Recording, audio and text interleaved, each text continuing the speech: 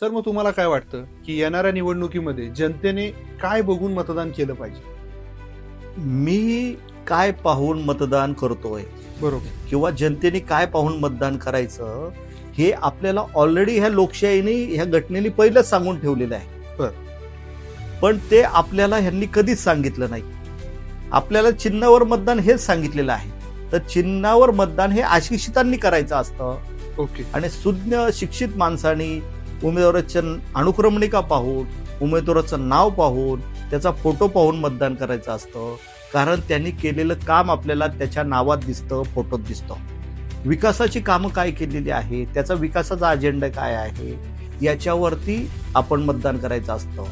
आपलं आयुष्य, आपल्या मुलांचं आयुष्य, येणाऱ्या भारताचं उद्याच्या ज्या पिढीचं आयुष्य हे सुखाचं, समृद्धीचं, भरभराटीचं आणि महत्वाचं विकासमय जावं हा दृष्टिकोन ठेवून मतदान करायचं असतं. ना की विचारसरणीसाठी हा देश स्वातंत्र्य नाही झालेला, बरोबर. हा विकास व्हावा हा दृष्टिकोन आपण ठेवला नाही. चिन्हावर मतदान घेतल्यामुळे आज आपल्यानंतर 2 वर्षांनी चायना स्वातंत्र्य झाला. बरोबर. पण त्यांनी हे बाकीचे मुद्देच ठेवलेच नाही. ओके. त्यांनी फक्त विकासाचा अजेंडा ठेवला. म्हणून आज जगात सर्वात टॉपला नव्हे तर अमेरिकेला सुद्धा त्यांची भीती वाटते.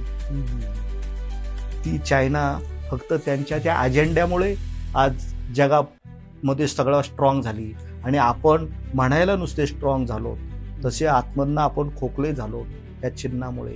या चिन्हांचा भुंगीर आपल्या ह्या लोकशाहीला लागलेला आहे.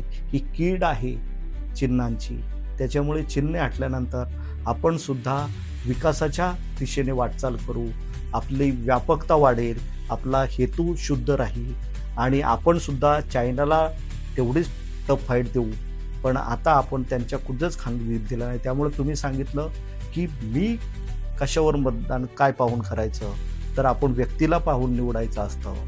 क्वालिटीचे उमेदवार प्रत्येक एरियामधनं, प्रत्येक प्रभागामधनं एक एक आपल्याला निवडायचा असतो आणि तो कॉर्पोरेशनमध्ये पाठवायचा असतो, ना की चिन्हाला पाहून.